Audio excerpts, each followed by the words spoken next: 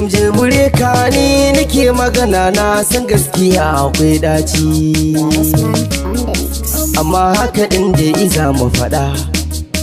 Ku saurara, kyautar Allah da yarda wanda ya dora kanmu, ba alfahari muke ba idan wani zai iya ya kwata. Ɗaukaka ko an ɗara mu, ai ba a fi mu farin ciki ba.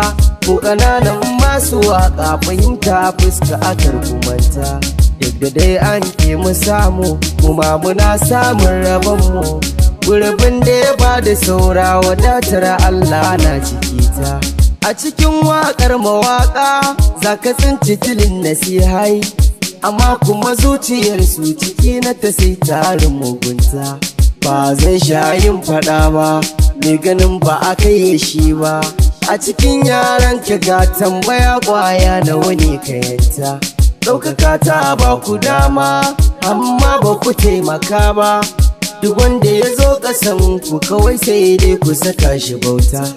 Wanda kuka gana da baiwa sai ku ja su cikin jikinku, sai ta yi muku kukurera dukun sa sun zama marubuta.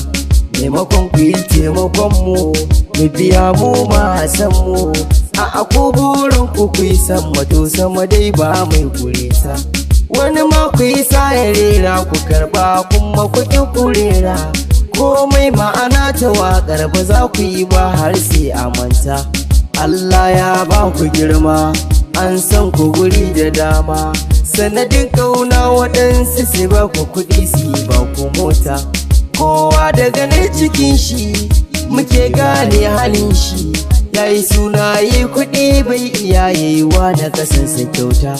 Motoci an yi baka, mashina ma an yi baka, har garin maka aka kai ka, amma yaranka na fama wai a hakan kai ka wadata.